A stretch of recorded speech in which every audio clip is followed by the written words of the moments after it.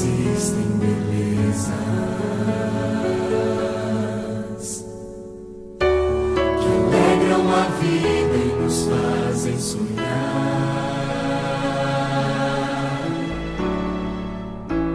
Recantos felizes da natureza, onde qualquer ser humano gostaria de estar.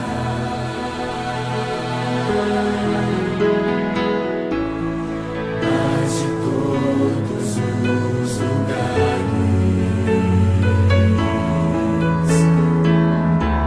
o mais bonito e inspirador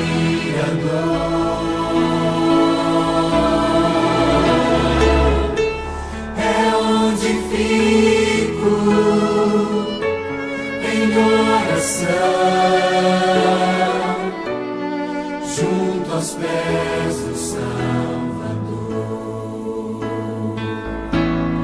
O melhor lugar do mundo é aos pés do Salvador.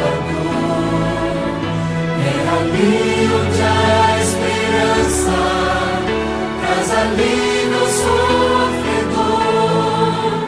É ali onde eu me encontro com a fonte do amor, o melhor lugar do mundo é aos pés do Salvador.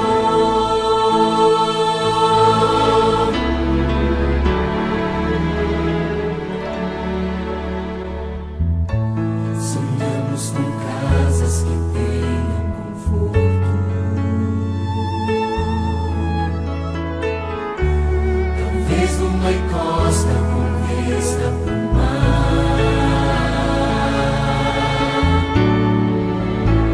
Mas as maravilhas não fazem sentido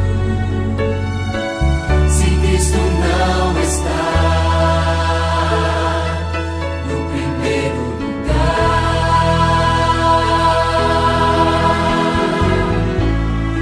Ao sentir a paz de Deus,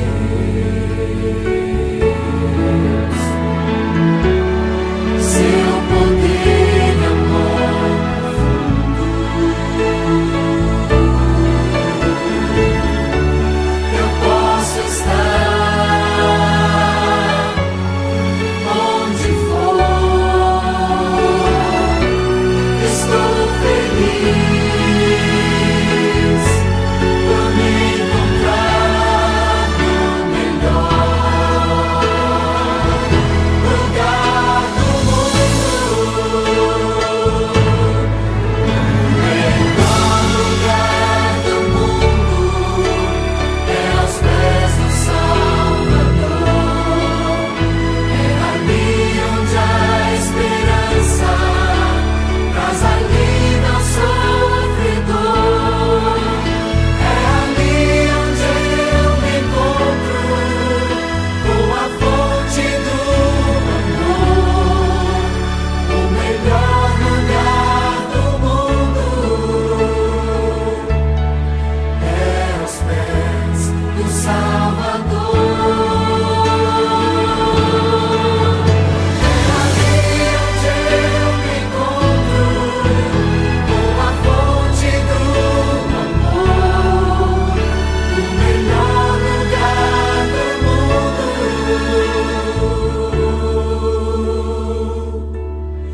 é aos pés do Salvador.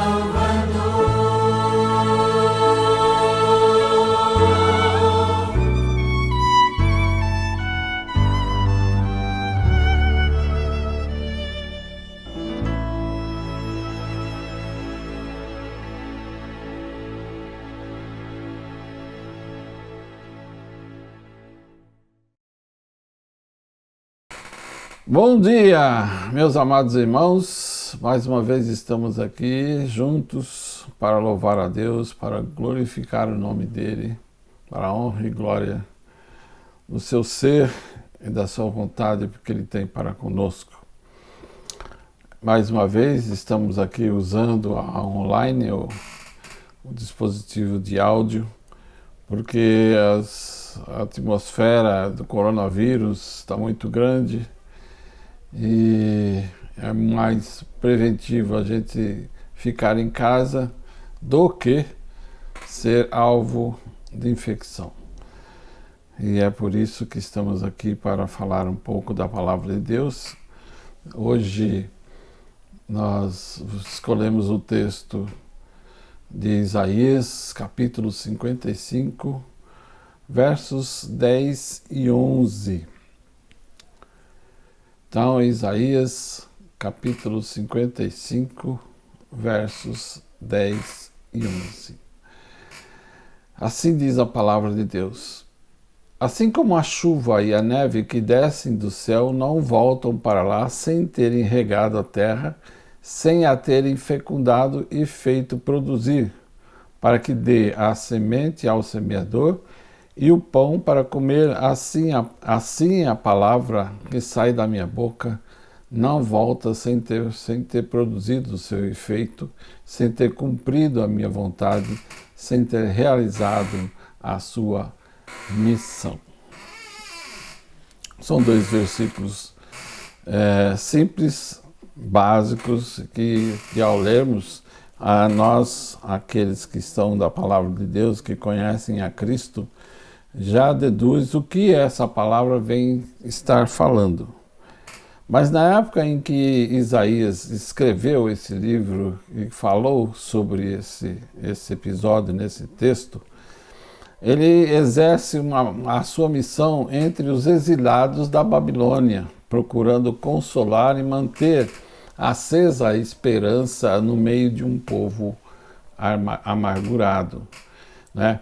Desiludido, decepcionado. Quer dizer, eles estavam lá há quase 70 anos e ouviam falar, os profetas falarem, mas parece que entrava por ouvido e saía por outro.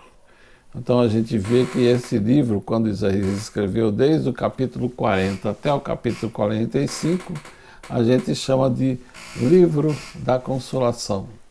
Na primeira parte desse livro, do capítulo 40 ao 48, o profeta anuncia aos exilados a libertação do cativeiro, um novo êxodo do povo de Deus rumo à terra prometida. Agora, já na segunda parte, dos capítulos 49 ao capítulo 55, o profeta fala da reestruturação e da restauração de Jerusalém. Esses dois versículos que nós acabamos de ler na leitura propõem que eles aparecem no livro da consolação. Depois de convidar o povo a buscar e invocar o Senhor, o profeta relembra a eficácia da palavra de Deus que acabou de ser proclamada aos exilados. Ou seja, lá no versículo 6 a 9, ele fala assim: buscai a Deus enquanto possa ser encontrado, invocai-o enquanto estiver próximo. Abandone o pecador o seu caminho e o homem iníquo os seus pensamentos.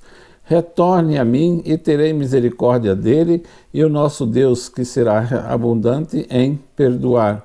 Porque meus pensamentos não são os vossos pensamentos, assim meus caminhos são mais altos do que os vossos caminhos, declara Deus. Porque assim como os céus são mais altos do que a terra, assim meus caminhos são mais altos do que os vossos caminhos, e os meus pensamentos mais altos do que os vossos pensamentos. Deus convoca o povo de Deus a ouvir, convida o povo a buscar, a invocar o nome do Senhor, e ele relembra que a eficácia da palavra do Senhor ela é total. Então, como nós estamos no final do exílio, lá nos anos 550 a 540 a.C., a comunidade exilada ela está farta de belas palavras, de promessas, de libertação que tarda a concretizar-se. A impaciência, a dúvida, o ceptismo estão minando lentamente a resistência e a fé dos exilados. Aí vem aquela pergunta, será que as promessas de Deus se concretizarão? Deus não está a ser demasiado lento em relação a algo que exige uma intervenção imediata? Deus ter-se-á esquecido da situação do povo de Deus? Então o profeta fala, não, Deus não esqueceu o seu povo. A sua palavra não deixará de ser concretizada, pois Deus é eternamente fiel às suas promessas e a palavra de Deus é eficaz, transformadora, geradora de vida e ela nunca falha. Para expressar essa ideia da eficácia da palavra de Deus, o profeta utiliza o exemplo da chuva e da neve. Assim como a chuva e a neve que descem do céu, fecundam a terra e multiplicam a vida do campo. Assim, a palavra de Deus não deixará de se concretizar e de criar vida plena para o povo de Deus. Às vezes você vê que Isaías usa os termos conhecidos pelo seu próprio povo, a chuva e a neve, porque a chuva e decorrente do derretimento da neve no Monte Hermon fazia com que o rio fluísse sobre as terras de Israel, né? Esse rio imenso de água. E quando esse rio fluía, descia das corredeiras dali do Monte Hermon, e com as chuvas, a relva começava a crescer e começava ali a nascer os frutos produzidos pela chuva e pela neve. Quer dizer, a palavra de Deus não deixará de concretizar e de criar vida plena para o povo de Deus. Então o profeta usa exatamente a memória desse povo de Israel, o que estava no Monte Hermon, da neve, e também do rio que descia desse monte para a terra de Israel. A imagem ela é extremamente sugestiva. Devia lembrar aos judeus exilados na Babilônia das chuvas que caem no norte de Israel e as neves do Monte Hermon. Essa água caída do céu alimenta o Rio Jordão, que eu estava falando do rio. E esse, por sua vez, escorre por toda a terra de Israel, deixando rastro de vida e de fecundidade. A palavra de Deus é como essa água bendita, caída do céu, que inevitavelmente gera uma vida que alimenta o povo de Deus. Usando esses dois textos, nós temos 3 pontos a serem refletidos nesse momento. O primeiro é que quando escutamos a palavra de Deus, sentimos-nos confiantes, otimistas, com o coração a transbordar de esperança. Sentimos que o caminho de Deus nos indica efetivamente um caminho de felicidade e de vida plena. Que bom é estar aqui, dizemos. Que bom depois quando a gente sai, depois de ouvir essa palavra aconchegante, uma palavra esperançosa da nossa vida, quando a gente volta para casa, aí começa a nos reencontrarmos com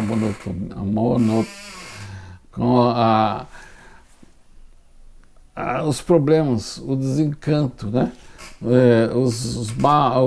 Constatamos que os corruptos, os maus, as violências, a gente começa a ver televisão, a gente começa a ver várias notícias ruins, principalmente agora a gente vê mais notícia de coronavírus do que qualquer outro tipo de notícia, mas quando aparece são notícias ruins também, são notícias de violência, são notícias de mortes e muitas vezes a humanidade, esses homens fortes que governam o mundo, já começam a pensar numa unificação das nações, num único governo. Aparentemente, são ideias que estão começando a se construir, né? São ideias que estão começando a se impor dentro das nações que estão afetadas pelo coronavírus, né? E E isso faz com que nós pensemos que estamos perdidos. Então perguntamos, podemos confiar nas promessas de Deus? Não estaremos a ser enganados? A palavra de Deus que hoje nos é proposta responde às nossas dúvidas?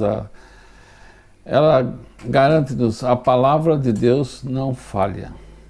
Ela indica sempre caminhos de vida plena, de verdadeira vida, de liberdade, de felicidade, de paz sem fim.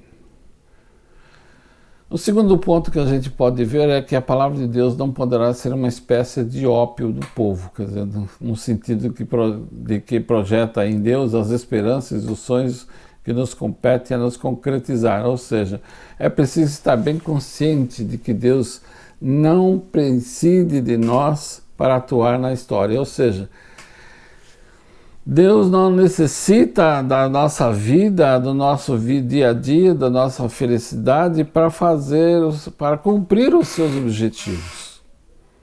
A sua palavra dá-nos esperança, indica-nos caminhos que devemos percorrer e dá-nos um ânimo para intervirmos no mundo, né? A palavra de Deus não só adormece a nossa vontade de agir, mas revela-nos os projetos de Deus para o mundo e para os homens, e convida-nos ao compromisso com a transformação e a renovação do mundo. O terceiro ponto que a gente pode refletir nesse texto é de que vivemos na era do relógio. Tempo é dinheiro. Passamos a vida numa correria louca, contando os minutos sem tempo para nós mesmos, sem tempo para Deus, sem tempo para nós, sem tempo para as outras pessoas. Nos tornamos impacientes e exigentes com as coisas da nossa vida.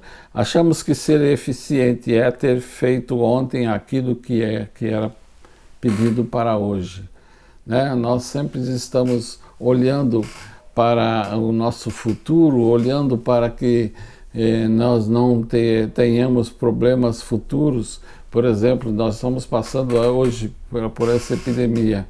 E será que vamos ter dinheiro suficiente para comprar os alimentos posteriormente? Será que o meu salário de aposentadoria vai dar conta de ficar pagando essas aí nas lojas aí de supermercado? Porque cada vez que a gente vai, os alimentos aumentam, né?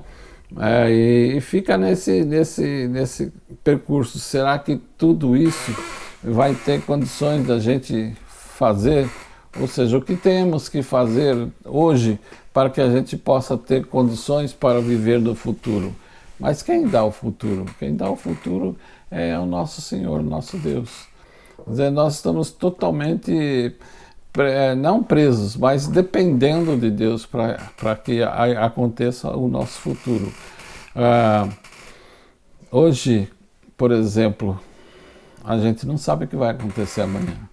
Embora tenhamos colocado vários objetivos para exercer amanhã eu vou ter que ir para, por exemplo, no nosso caso, amanhã eu vou ter que ir para Osasco para fazer isso, para fazer aquilo outro.